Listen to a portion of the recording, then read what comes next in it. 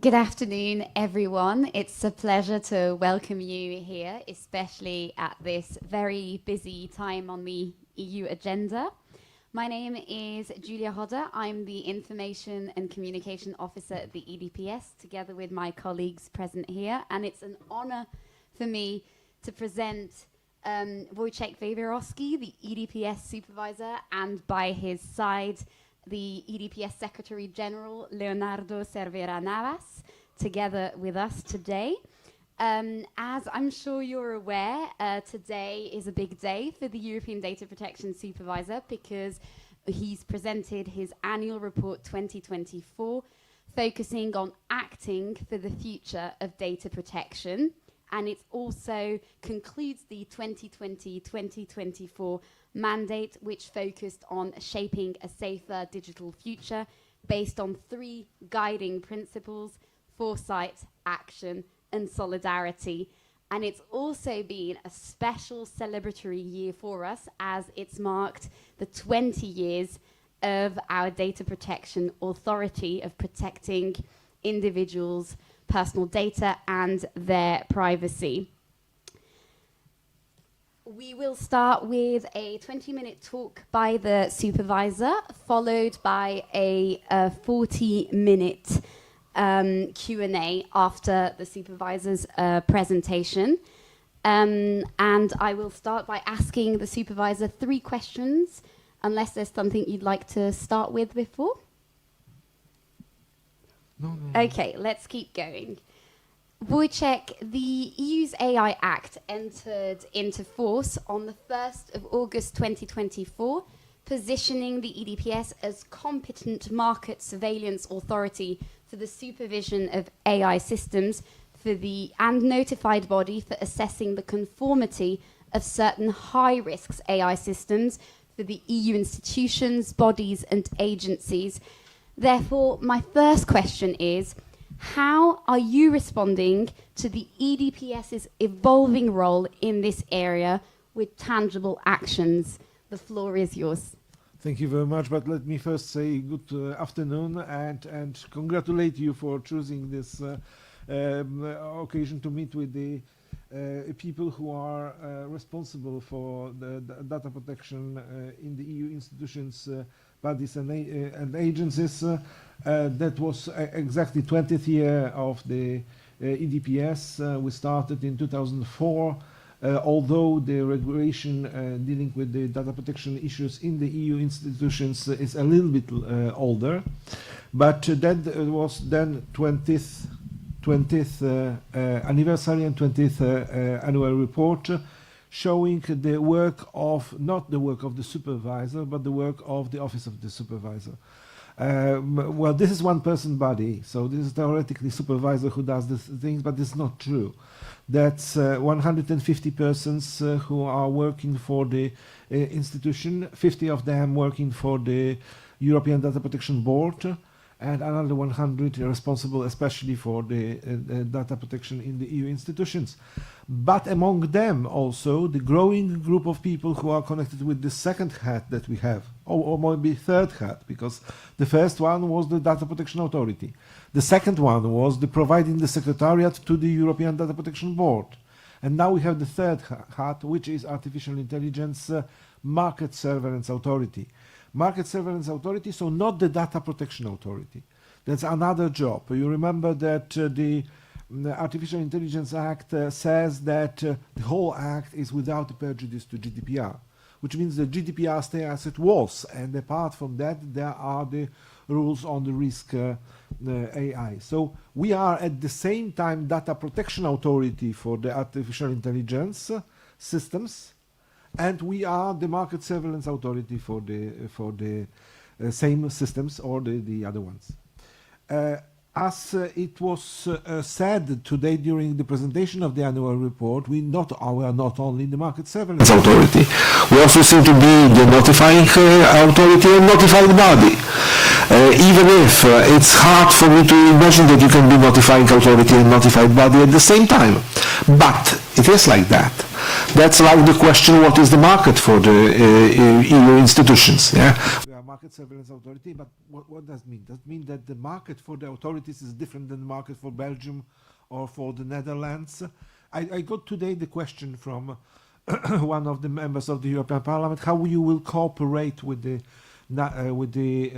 national authorities, and I had to answer, I don't know. We have to find out the way to cooperate, because that's a quite new solution for something which is that immaterial, I may say, as the artificial intelligence solution. So what we did is indeed we prepared the strategy and based it on the 3 pillars on governance, risk management, and the supervision. We created the artificial intelligence unit, so that this growing group of people who will be a little bit different than the data protection authority, which EDPS was so far.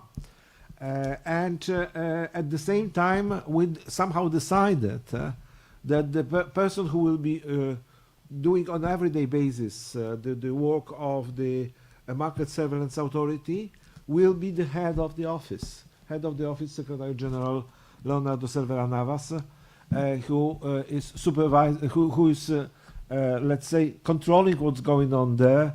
Though theoretically this is the decision, these are the decisions which are taken by the European Data Protection Supervisor, and I'm taking part in this activity. What we also did is that we created an AI correspondence network that I can talk for a long time, and Leo can talk even longer.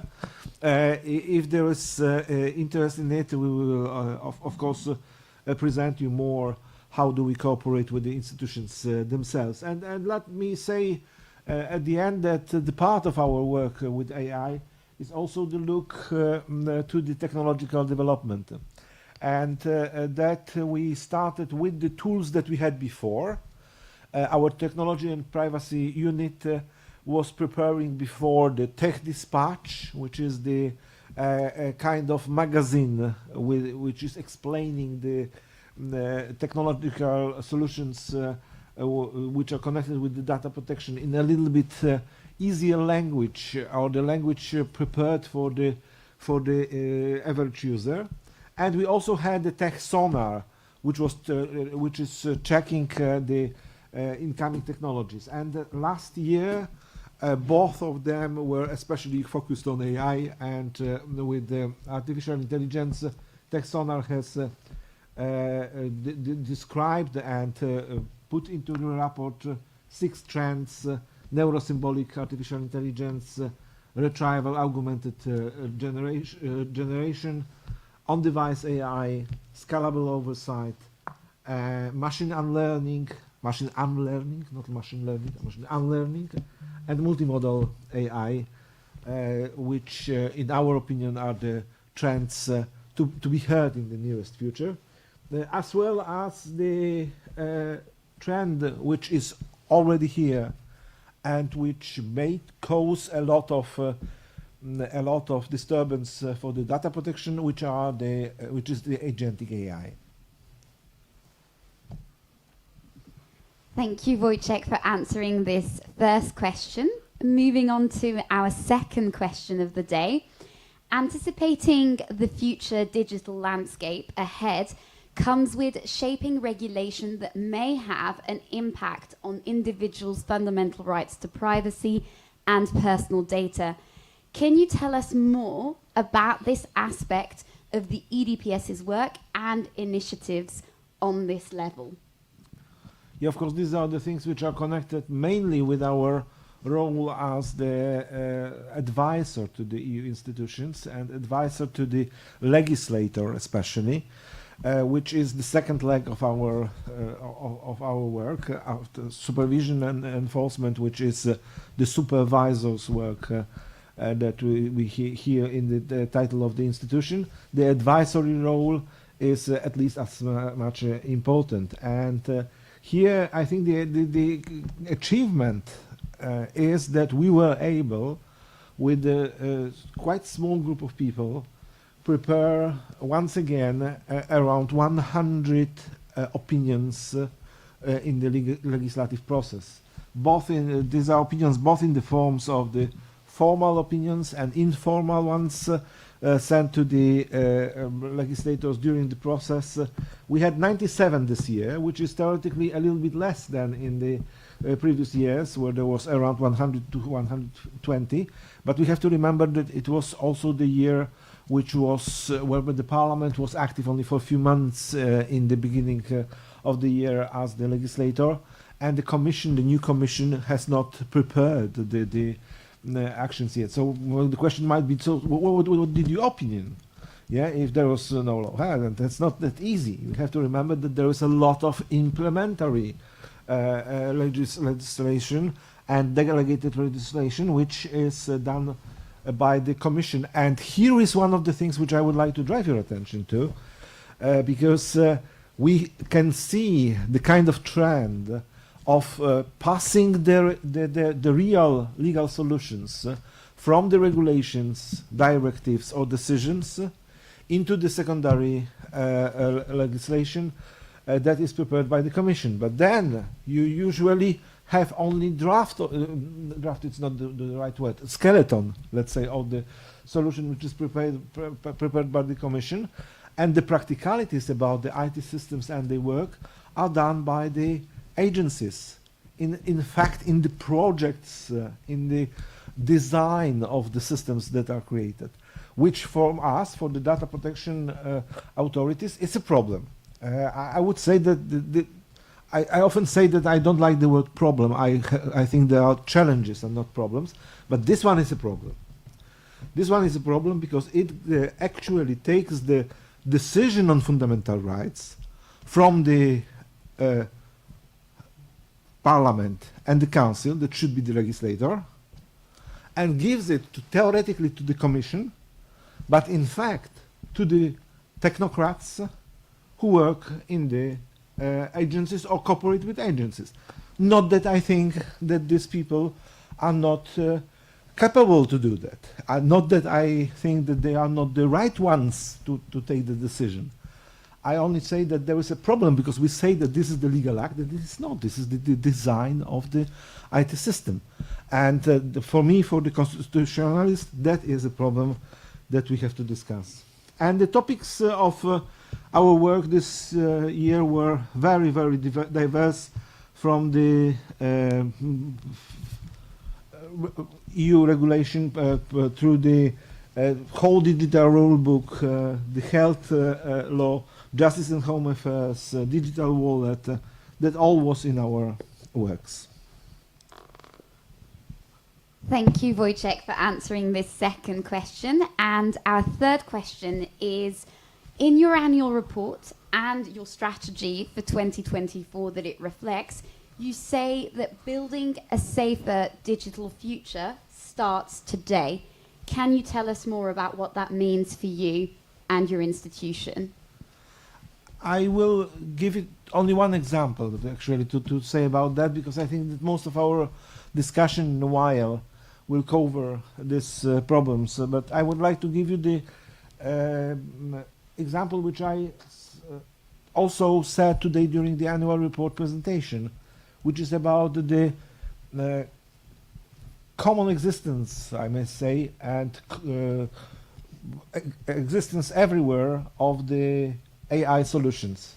We can say that right now, by default, every new information system that we are dealing with will have some AI solutions.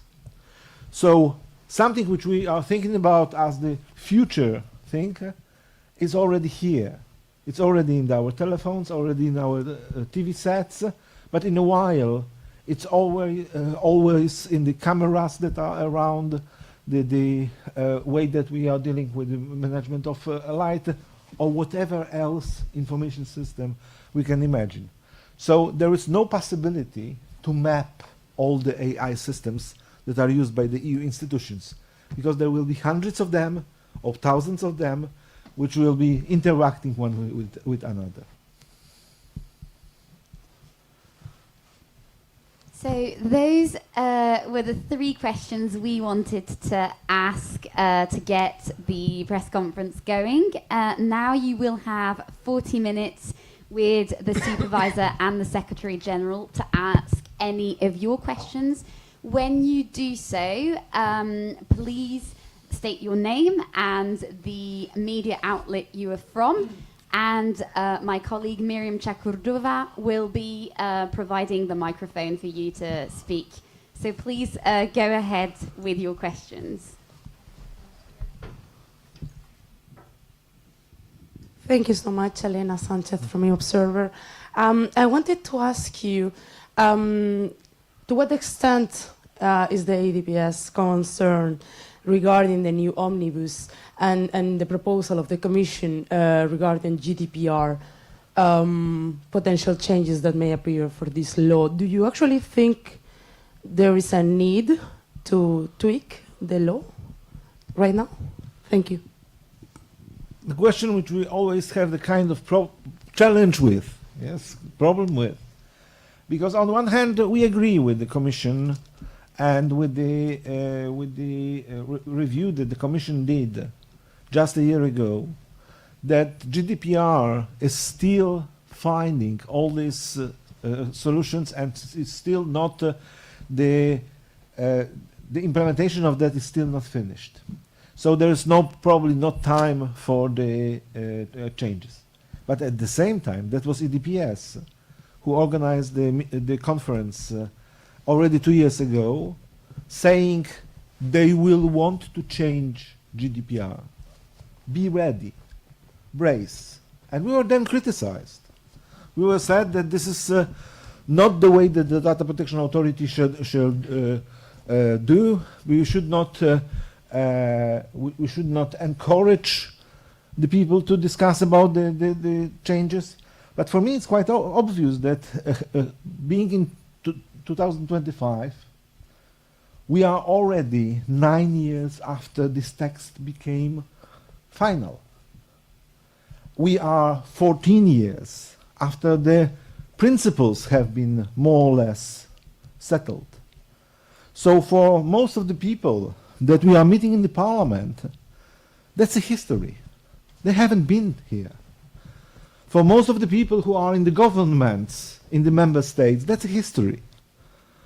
Probably glorious, probably non-glorious, but they don't treat it as something which is written in stone. So we have to be prepared for the discussion on the evolution. Of course, there is nobody in the world who is happy of all the solutions that came to GDPR. But the question is, do we really want to open the whole discussions, including the principles? There are the people who say openly that they want. Or the omnibus solution, which is proposed by the Commission, will only touch very small parts which shall be, let's say, more comfortable for the business and for the users of the data. Thank you so much, Julieta from MLEX. So I have two questions. One of them is that in the report you mentioned a decision regarding a complaint from a Dutch citizen about the European Commission's targeted advertising campaign on X, which was related to the CSAM proposal. In the report, it says that this campaign was found to infringe data protection rules, but at the time, Commissioner Johansson described it as a standard normal practice. So I'm just wondering if, in light of this, have you considered investigating other potential violations? And my second question is about the roadmap on encryption, which was presented in the European Security Strategy in April. Are you in touch with the Commission about this, or do you have any updates on this? Thank you so much. Okay, let me start from the second question, which is a little bit easier because I cannot answer it. Because I'm not aware of the cooperation which is connected with this concrete roadmap, and we will answer this question after that, after this press conference. I believe that there is a interplay in the interinstitutional cybersecurity board, but I don't think that we have anybody in the room who can precisely say what was done from April in this file. About the complaint of the Dutch citizen, I may say that Commissioner Johansson was right, and that was quite interesting case, because on one hand, there is absolutely no doubt that there was infringement of the data protection rules. But there was also no doubt that the Commission didn't do it by purpose, didn't have any hidden agenda in doing that, and the processor who actually did the operation tried somehow to defend the person whose data was concerned. But the fact that you use the sensitive data in order to defend somebody does not mean that you are legally, that you have the legal ground for that. So let me say it this way. That was one of the very few cases where I somehow can understand the institution which made the infringement, or rather in which operation the infringement happened. But I'm not, I have no doubt that we should do the reprimand, we should issue the reprimand to the Commission, because anyway, after all, it was the infringement of the sensitive data. Right, so two questions. So the first one is on, can you elaborate on the trend from regulations to secondary legislation, like guidance, like what specific files you're talking about and practices? Also, I wondered, there's been some, there was some criticism from LIBE on the travel costs of previous EDPS budgets. I don't think this is in the annual report, but can you say something about how this looks for 2024? Okay, I can't say that there was a criticism from LIBE. There were the questions about the numbers which appeared in the in our discharge, which were surprising for some of the MEPs, and we answered this by pointing out where the differences are coming from. There are two things. The first thing is the money which was spent for the travel of the staff, and that was in the LIBE question. And the differences that were shown were between the COVID years and the current situation. So the comparable data is not the data between the year 2021 and 2023, because in 2021 I actually did myself decided that the inspections shall not be done by the employees of the EDPS, and in case there is absolute need to do one, I shall do it myself, because I'm the person who by law is obliged to do it. But I cannot, with the situation of the lockdowns, send the data protection specialists to make the inspections. So for obvious reasons, the spending were 10 times smaller than in the normal year. And if we compare 2017, 2018, and 2023, we will find that the changes are not actually big, and they are even below the rate of inflation.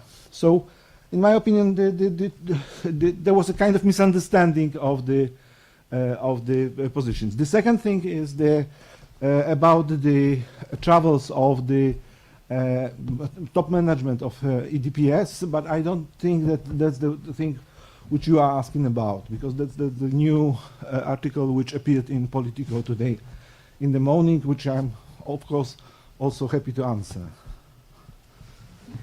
Yeah, but you asked the first question about this delegation, the examples of that. Well, the examples are what we can say about the law that describes the way the systems like ETIAS, like entry and exit system, but even VIS and SIS operates, and the real way of processing the data inside the systems.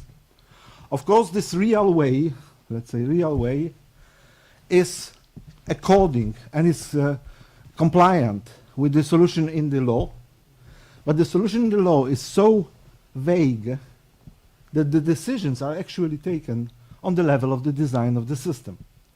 And that's not the problem of the European Union only. That's the problem which exists in all the legislations in the world. On which level the specialists who know how it should operate should be bound by the law. Because if these are only the general rules, the law starts to be vague, and the decisions are taken on the level of the technocrats. Having the experience from the Ministry of Interior of one of the member countries, I could see it from both sides. So both as the person supervising that, but also as the person who, in the best will, with the best will, tried to make the system interoperable, but actually deciding on which data of you and the other persons whose data is processed, which data will be sent to where and in which style.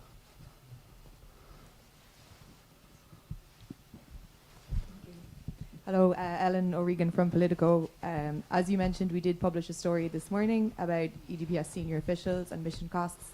I do note that Mr. Wiewiórowski, you addressed this morning in Libe, so the first of my question is if either of you would like to provide any further comment on that. But secondly, I acknowledge that in the wider story of EDPS travel costs, you know, there is the situation of COVID and there is the situation of inflation. But even just in the context of inflation, is the EDPS taking any measures to maybe try and cut the costs of missions in any way? You know, are there any measures being taken to maybe address the fact that the costs are rising, even though there might be legitimate reasons for that? Thank you. Well, let's say first of all that the costs are not rising. They are comparable year to year. If we want to save more money and travel less, that's not a problem of traveling. That's a problem of being at the place where the decision is taken. And also deciding if the inspections shall be done on documents or on the systems. Not all the systems are available from Brussels for obvious reasons, which are somehow connected with security and data protection, by the way. So I can't say that there is a general principle for EDPS that we should cut the costs, losing the impact on how the personal data is processed. That is technical side, but also the political side. When I looked at the precise numbers which differed year to year, I was surprised that for me and for the other supervisor, for Giovanni Buttarelli, the year 2018 was the year of very small spending, or relatively small spending, yes? And then I realized that big part of the spendings for the missions for these persons is the participation in the Global Privacy Assembly. And in 2018, we organized the Global Privacy Assembly, so we didn't need to travel anywhere. Yeah? So let's say for the small institution like EDPS is, the fact that the place where the decision is taken, place where the policy is done, has been assigned to the place which is far away or where to travel is not easy, has the very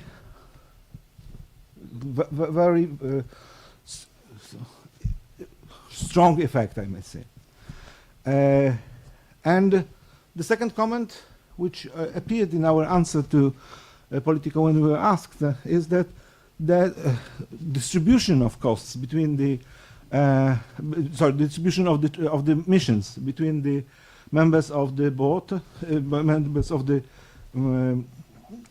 top management, is done by purpose. And there are two main reasons for that. The first one is language. We were asked about our travels to Poland, to Spain, and to Italy. These are the countries which have very many similarities when you think about the society of people who are dealing with data protection. These are big countries, organize quite a lot of events, have the specific law inside which has to be in the dialogue with data protection law. And not all the people who are the specialists in these states are fluent in English. And it really makes sense to send somebody who knows the language. I think that I may give my own example. I tried, with my knowledge of Spanish, to have the lectures in Spanish. It doesn't work. There is a level over which you are either reading the text or you are taking part in the discussion. I don't want the people from EDPS to go to the conference to read the text. They should take part in the discussion. So for this reason, that was the deliberate decision for which I take the responsibility, that for Spain and Spanish-speaking countries, Leo is the main person who is representing EDPS. That was the same discussion between me and Giovanni at the time when he was the supervisor and I was the deputy supervisor, assistant supervisor. If I may add something from the perspective of administration, you were referring to the possibility of reducing the costs for missions. And I can tell you that this is going to be very difficult because, as you know, on top of the traditional supervision on data protection that we have, in the coming years we will also have the supervision of AI systems. And the growth of the organization is going to be sizable.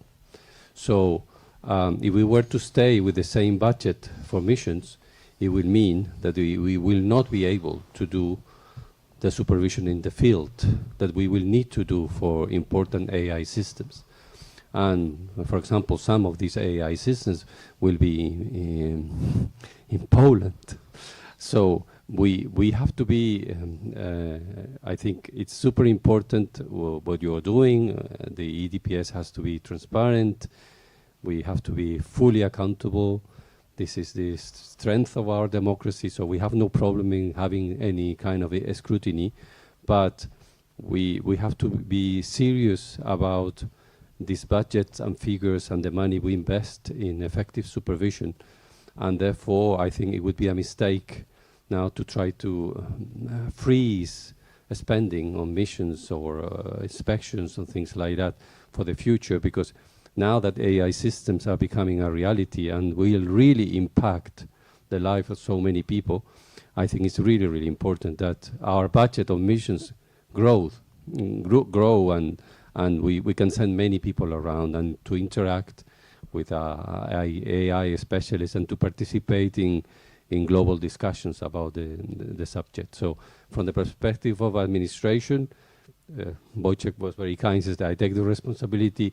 Actually, it's me as the head of the secretariat who is going to the budgetary authority and asking for more resources and more money, so to be able to do our job. Okay, thank you. Ivan from Freedom Magazine. This is a question taking it back to the rights of citizens, to data protection, which is where it belongs to.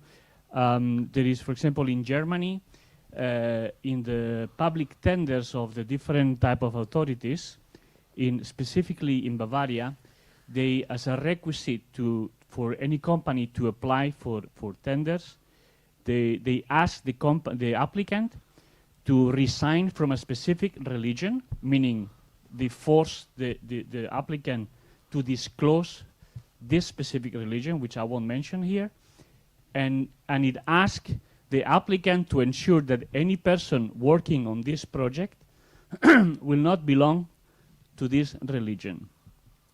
So what do you think just members of this religion or applicants or even the very institution could dialogue with you, and what actions you think should be taken on that specific state member which is forcing individuals to disclose their religion? Thank you. Well, here, the only thing which I can say is that the European Data Protection Supervisor is not supervising the data protection authorities in the member states. And I should also refrain from comments on the internal law of the other countries. But of course, I can say as the European Data Protection Supervisor that in case the person has the doubts about the way his or her data is processed, even if this processing of the data is done on the basis of the legal act which is valid in the member state, there are at least two ways to deal with it. The first one is to challenge it on the national level, or in this situation on the land level and the national level, and then going to the Court of Justice for probable additional opinion, or to make the Commission doing their job as the guardian of the treaties. So that's the Commission to assess what's going on in the member states. Yeah, because the fact is that this request is being publicized in the European tenders website, meaning it's belonging to the Commission, right? So these requests are being forced or publicized at least on a European Union agency. Yeah?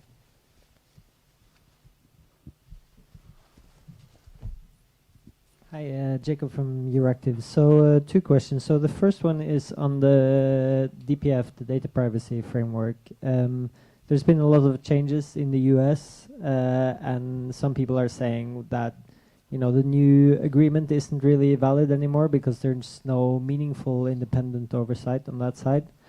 And I know it's the Commission that's supposed to oversee this, but it seems like the Commission are just trying not to rock the boat on this. So it seems unlikely that they will ever do something on this. So is it possible that the EDPS or the EDPB can intervene? And if they can't, then what's supposed to happen with that? And just also a quick question on the Microsoft case with the Commission. So I wonder, is there any update on that? And related, is it waiting for, you know, the new EDPS election to be finished to move on, or are there any other processes also just waiting on this election? Okay, let me start from the second question. Okay, the Microsoft 365 decision, which is deemed to be valid from the 9th of December last year, made the Commission to declare the full compliance with the data protection law and with the decision itself, which is now under assessment from the EDPS. That is a kind of exchange of the information between us trying to get to know the details and both the Commission and the processors who are contacting with us. I don't think this process is somehow stopped by the uncertainty connected with the selection of the new EDPS. The main reason is purely, let's say, procedural and getting to know what the documents mean. There are however, some things which wait for the decision about the new supervisor, and the main one is the strategy for another 5 years. Yeah. So the decision which will be the points that we want to achieve in next years. About data protection framework with the United States, I know that the Commission is observing very precisely what's going on in the United States. The Commission had informed about it European Data Protection Board during the last plenary session, which happened 2 weeks ago. And I can say, as I said at the presentation of the report today, it's quite significant that among dozens or even hundreds of the executive orders which were recalled by a new American president was not the one which is the basis for the framework. It's also true that the fact that there is only one member of the P Club at the moment, because 2 of them were fired, 1 vacancy existed before, is not closing the activity of the P Club. P Club is theoretically it's possible to work for them. The change in the FTC raises some problems, but in my opinion, rather for the representation of our American colleagues in the Global Privacy Assembly. Because in Global Privacy Assembly, the members are those who are the independent data protection authorities.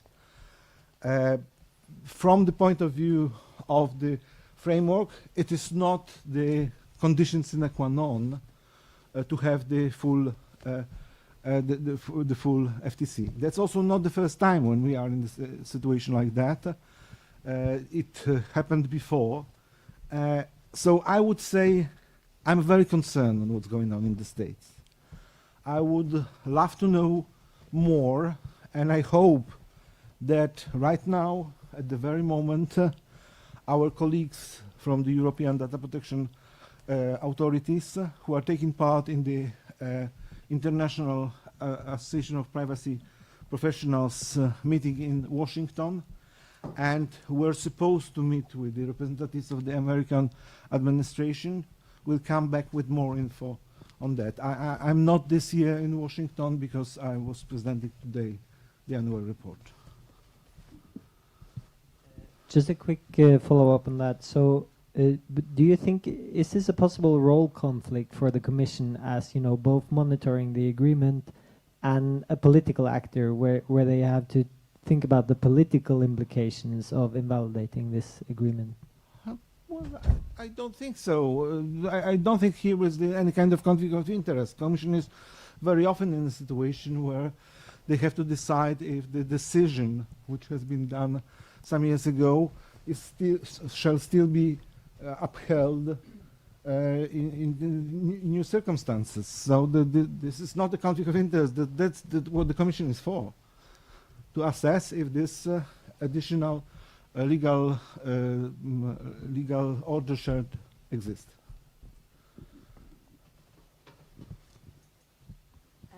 Ellen O'Regan from Politico. First of all, just a quick one, is there any update on the EDPS appointment process or a timeline or any clarity about what's going to happen next? And secondly, there was an interesting DMA decision from the Commission this morning about Meta's consent or pay model, which raises a lot of questions about how the DMA interacts with data protection rules. I was wondering if maybe you could provide a comment or indicate if the EDPS will have any role in this kind of next step as the Commission continues to analyse Meta's current model that gives you 3 different options in terms of advertising or subscriptions. Well, I have to say that I don't know on which of these questions I know less. I'm sorry, for the obvious reasons that we had the annual report in the morning, and before us the annual report was presented by the European Data Protection Board, by Anotalus. I simply don't know the decision of the Commission. I didn't take part in the preparation of this decision, and I got to know that there is a decision at the moment when we found out that the journalists do not appear at the press conference. Some of them being at the moment stopped by the other events. About the selection procedure, unfortunately, I don't know too much either. I believe that there is the meeting of the representatives of both institutions that should happen now, but I don't know anything. I was not informed either in official or unofficial form about it.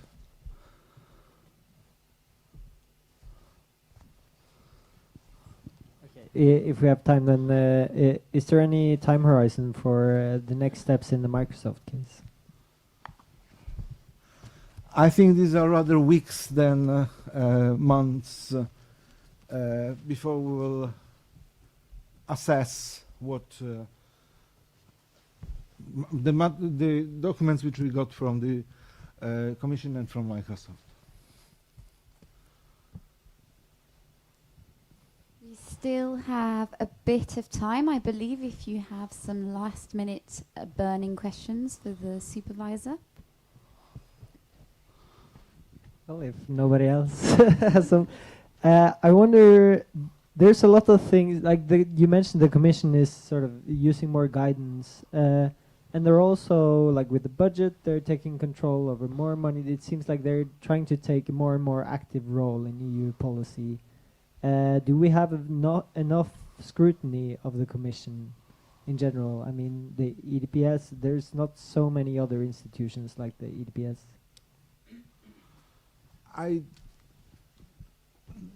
EDPS is not created in order to propose the political solution for the EU as such, and also for the position of the Commission in the network and framework with the other institutions. I can assess it from the data protection point of view, and here I can say that I don't see the gaps. I only can see that the Commission, and especially the agencies, are growing, which theoretically shall mean that the supervision shall also be adapted to that. I don't think it should grow as fast as the Commission, yeah. Because when I got to know that there's an agency who is 3,000 persons at the moment, and it's expected to be 10,000, I don't think that there is a need to make such a big increase for the supervisory agency, but we shall adapt the supervision to the new reality, and that is something to remember at every time that we are preparing some change in the law. Any other questions for the supervisor before we end the press conference? Yes, please go ahead. Hi, Lydia O'Neill from the Capital Forum. You referenced the participation in the high-level group on the Digital Markets Act and the statement on AI. There's been a lot of talk about the need to amend the DMA to address AI because of the rollout of AI features seemingly outpacing DMA enforcement. So has your team examined how to do this, how to amend the DMA to compensate for that or address large language models? And if so, what are the conclusions? The high-level group for DMA is not discussing the changes in the current text of the law and was not proposing even such a discussion, and it was also not proposed to have one. And we are the members of the high-level group because of the cooperation with the other authorities which are there. We have to remember that there are the representatives of the data protection authorities, consumer protection authorities, competition authorities, and media authorities. And we have the impact on what's going on in the field of competition, but EDPS is not proposing any changes of the law as far as the DMA is concerned. So we neither propose anything ourselves, nor we were proposed at any point to discuss about. I think we have one last question before we close. A quick one. A follow-up to something that you said. You said that we shall adapt the supervision to the new reality. And since you are running for another 5 years, I was wondering if there has been already an assessment of which needs there may come in the next 5 years. Are we talking about human resources? Are we talking about financial resources? And when you talk about the strategy for the next 5 years, what are their needs right now for the office? Thank you. Thank you very much. I can say that we are preparing ourselves to the discussion about new MFF. And for these reasons, of course, the discussion about the possible construction of the EDPS in the perspective of 9 years is going on. It's hard for me to say that we know everything about that. I believe that this is mainly the problem of staff. Because we need the specialists from the areas which we have never specialized in. And I think that the decision on AI being given to the Data Protection Authority as the regulator in the EU was a very right one, because we have the policy and the culture of doing the job like that, but we need the specialists in the field. Without them, it's hard to be the market surveillance authority, and that's a very good example of the changes which happen at the moment. So definitely, that's rather the problem of persons to get the persons to get the, and also the problem of the IT solutions which shall be created or renewed in order to keep our independence.